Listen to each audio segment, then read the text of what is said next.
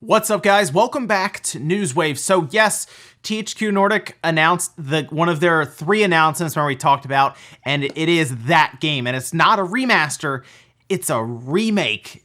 It's crazy. Now, of course, they're also doing another game today, so keep an eye out for that. And, well, we'll talk about that one tomorrow as well. But at this point, after seeing what they just revived, nothing's off the table from their library, and that's really exciting with THQ Nordic, is kind of the mystery around their announcements and the wealth of IPs that we have. We're going to talk about all of that in a little bit later on the show. And then also, several more mystery SKUs, stock keeping units, have now popped up on Amazon for all different platforms, seemingly ahead of E3. So some interesting stuff going on right now ahead of the show. I think E3 is gonna be a little bit more fun than people are realizing right now. As always, guys, enjoy these videos, make sure to hit the like button and get subscribed and head into E3 to keep you guys up to date on everything that's happening, because trust me, there's gonna be quite a bit of stuff. Now, today we're actually gonna start with Doom Eternal, because it looks like it's gonna be their big showpiece game at E3, and that's for Bethesda. As you see here, they actually outfitted all the buildings. You know how the buildings will get painted up and everything, and they look really, really cool? Well, they were doing that for Doom Eternal, and I know people were pointing out, Evan even did, that they did Fallout 76 the year before, but then we've also seen things like God of War get painted on the buildings and stuff, so it's not just all bad games. It's not like a curse. It's not like the Madden curse for buildings or something, where you put your game up there and it's gonna do poorly. I have a lot of confidence in Doom Eternal. So far from what we've seen full gameplay and everything, it looks great. It's coming to all platforms. Exciting stuff there with Doom, and that is a game that I'm really looking forward to. By the way, I think it's coming out this holiday, so we hopefully don't have to wait much longer. Also, since we have that Stadia stream happening later on today, noon Eastern time, I'll be streaming it here.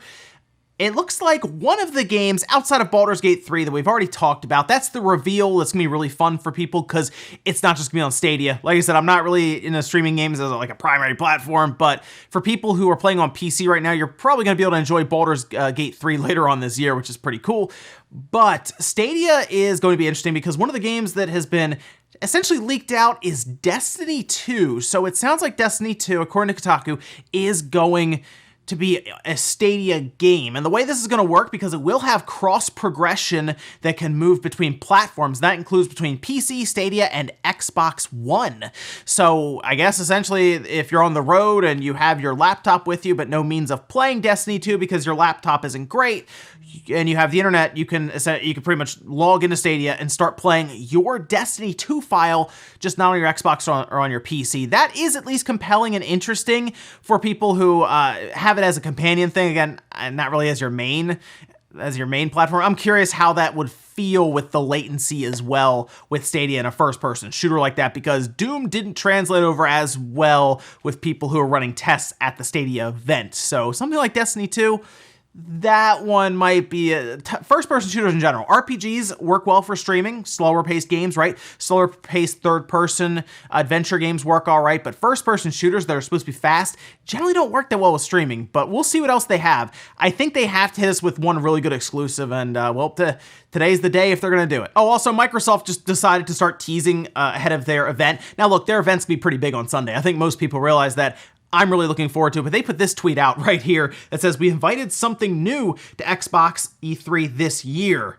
And that's it. And honestly, they have a 2-hour show. There's a lot of surprises in store. We see them getting buddy-buddy with Nintendo. They could be talking about Nintendo, a Nintendo rep showing up on their stage. They could be talking about the Xbox Scarlet showing up. They could be talking about a brand new game, a new studio that they're working with. There are a lot of possibilities here, and this is exciting stuff because it's actually kind of hard to guess what Microsoft's going to show outside of course, Halo and Gears of War. It doesn't seem like there's going to be a Forza game there this year, so that's different. I guess they won't have a car. I believe they're just going to have DLC for Forza Horizon, so that's something, I guess, but interesting stuff, and we'll have to see what they have, because right now, honestly, I'm looking forward to the Microsoft event a lot, maybe more than all the events, because I think there's a chance that they can just have everything there, maybe including Nintendo, we'll see. And guys, some of the quick news out of the way, let's get into the bigger stuff. THQ Nordic made some headlines yesterday, made some people pretty happy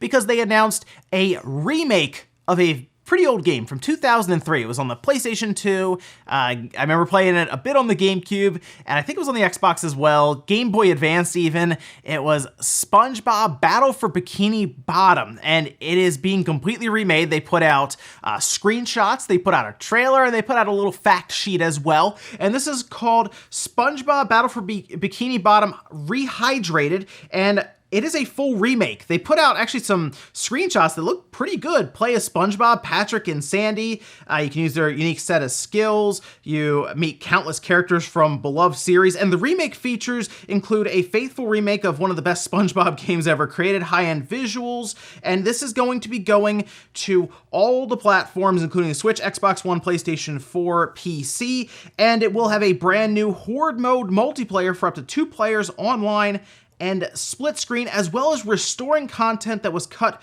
from the original game, like the Robo Squidward boss fight and more. This is, for people who are hoping for this, and trust me, there were a lot of people who were hoping for this game to get announced. Jordan was one of them who kept talking about it.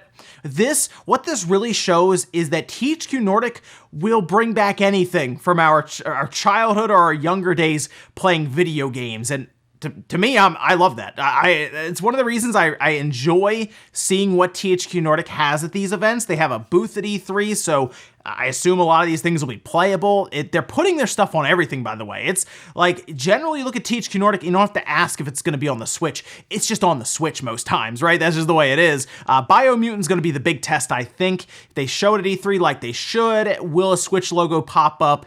That is a good question, because these are like older style games, right? This one's a full remake, but Sphinx, for example, was basically moved from PC to the Switch, and it got a physical copy, but I'm thinking more along the lines of like Darksiders 3, Biomutant. Will they start moving that to the Switch with this new relationship that they seem to have? But this is fun. I have no idea what they're gonna announce today. I thought it'd be Destroy All Humans, but maybe that's waiting for E3. These are pre-E3 games, which means they'll have some other announcements for E3, some big announcements maybe. Is that where Time Splitters is, or is Time Splitters today or tomorrow?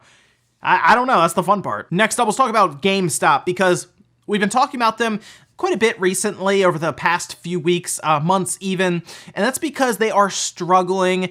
I don't think it's a secret to anybody that they're having a hard time right now. They've done some restructuring at the top. We talked about that here.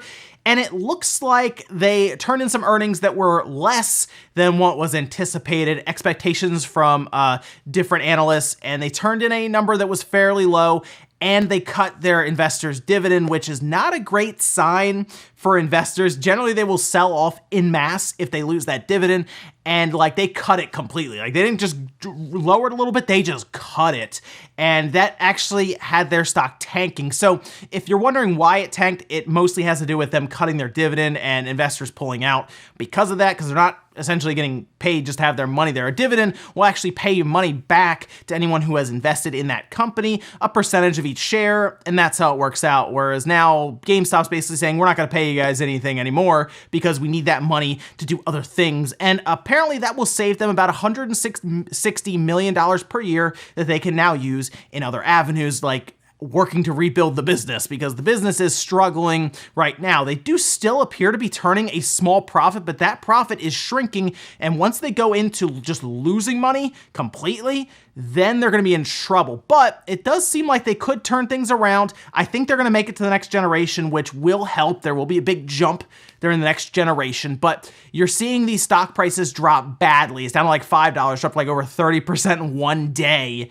And again, that had to do with this dividend. Not necessarily that the company's just going out of business now. So look forward to the PS5 and the Xbox Scarlet days. And I think even this holiday with things like Pokemon, a possible Switch Mini, maybe a Switch revision, those are the things that could help them going forward, but they need a plan and they need it fast. At least they have some more capital to work with after cutting that dividend. Next up, we'll talk about Grandia HD Collection, because it will be at E3. They put out information about this whole thing, a full press release. They even did a little nice little banner. Actually looks pretty cool. It's Grandia HD. It has the first one and the second one. It's going to be on the Switch and the PC. Appears to still be on track for 2019, and they said that it will be at E3. Now, I don't know if that means, well, I assume that means it'll be playable. They'll show some actual footage of it as they've outlined that they would.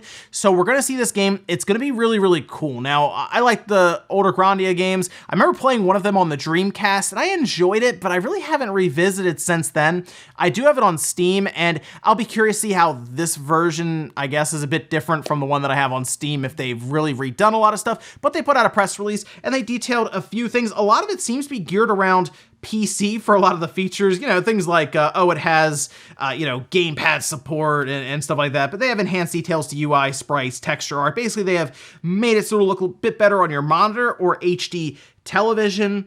They have language support for original English and Japanese, plus French and German translations. And then on your PC, it will also have achievements, Steam cards. They will have widescreen support and customizable resolutions as well for PC. And you know what? I'm just excited to see this come out, this Grandia Collection in HD. It's gonna be really neat.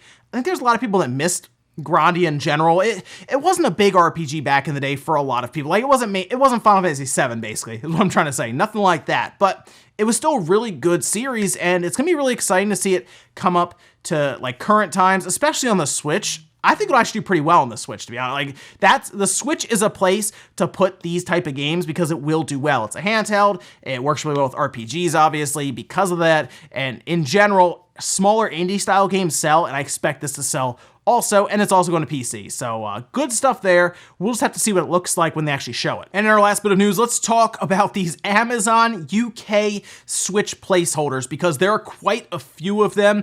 And I'm going to say this now, but I'm also going to explain it a little bit. There is a hardware SKU for the Switch that is unnamed right now, technically a mystery SKU, if you will, for hardware. I believe it's a bundle though, so before you start thinking Switch Pro, Switch Mini, I don't think that's the case here. I think this is some sort of bundle, whether it's a Zelda bundle for Link's Awakening, or more than likely it's a Pokemon or an Animal Crossing one. Either way, I think it'll be unveiled in the Treehouse, probably within like the first hour or something, just saying, hey, look, Animal Crossing bundle, or hey, look, a Pokemon bundle. You know, like we had a Pokemon bundle last year, actually 2 of them, I believe. So yeah, don't be surprised if there is a bundle and that's what that turns into. But onto the games, a ton of these mystery SKUs, these placeholders have been found. Remember, we saw a ton at GameStop. So this is kind of lining up with what GameStop had as well, that were all hidden with just basically placeholder SKUs. But Wario64 spotted them and kept going through them, and he came up with this post here that outlines several of them. Take-Two having 6, Ubisoft having 9, Sony having 8, Coke having 6, that's Coke Media for THQ Nordic and everything, Nintendo having 14, and they said there's also a 3DS dummy there, which is interesting. 2 Nintendo Switch accessories. I'm hoping one of those at least is a different Joy-Con variant. Activision having 3, Namco having 13, Microsoft having 7, and then Warner Bros. Having 5. Nintendo, though, having 14 is quite a few. That's more than any of the other ones, although I believe one of those is a 3DS dummy SKU. So that would actually be weird. I don't really know what the 3DS is doing there, because I thought we were done with the 3DS. Persona Q2 just came out, which, by the way, I'm having a hard time finding that game. I need to really look around for that thing. Like, 2 of the GameStops near me don't have it. Walmart doesn't have it. Amazon doesn't have it. Anyway, I'm not really sure what that 3DS game would be, unless it's from some third party like an Atlas or something. Otherwise, I'm not really sure what that would be there for. The big look are the 14 Switch titles, because that's a lot of Switch games. To see 8 from Sony isn't surprising, considering there's a lot of third parties there that will rep Sony just because they're going to put it on the largest install base possible. And then also Take-Two is another interesting one. But yes, the Switch, 14 titles there. We have over 21 with GameStop. I think Nintendo's going to show up with a lot of third-party support at E3. I think that's where a lot of these SKUs are coming from. The Witcher 3 has been heavily rumored. We saw, kind of funny, the Witcher 3 voice actor even tweeted out for Geralt saying, yeah, that'd be interesting if the Switch had Witcher 3. Wouldn't that be cool, with a little winky face? Like, come on, man, let's get to next week before we start doing all that. So it's going to be interesting. to see, like, let's just say The Witcher 3 is, it's gonna be interesting to see how that runs on the Switch, what it looks like, because having that game as a portable game is gonna be very weird at first to feel like we're just playing that on the go. But interesting stuff. I think if you're a Nintendo fan, you're in for a good time this E3. I think there's gonna be a lot of stuff to look at, and hey, it's starting to feel like E3. It's exciting stuff. And we're gonna close out with comment of the day, actually just seeing here from Juho saying, what if Rocksteady reveal its game in Stadia conference? That would be funny if, so I think at this point, people just want to know what Rocksteady is working on. It's been a while since Arkham Knight,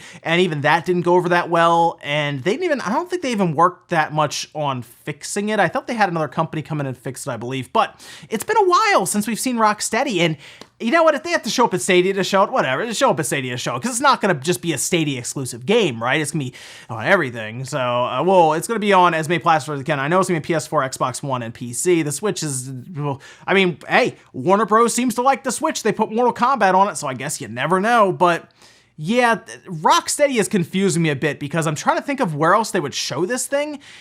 The Game Awards? A random tweet from WB. It's interesting. I guess they could do a live stream as well. They're big enough to do that, but to miss E3 completely is just weird. If I were them, I would work up to next year's E3 with some sort of teaser stream or something and then have a big blowout next E3. Ladies, that was going to do here for Newswave. If you enjoyed this video, guys, hit the like button, really helps out. If not, hit the dislike. Leave comments down below about everything we talked about, whether it's THQ Nordic, just outright reviving, not even like remastering it like they have done before, remaking SpongeBob. Let me know about that one with multiplayer. It sounds crazy to have online multiplayer with an older SpongeBob game, but THQ Nordic, guys, I'm telling you, you never know what they're going to announce at this point. And then what do you think some of those SKUs are for the Switch for Amazon? Interesting stuff there as well. Thanks, guys, for watching. And hey, I'll see you later on today for the Stadia live stream we're going to have. It's going to be a lot of fun. It's feeling like E3, guys, so let's have some fun.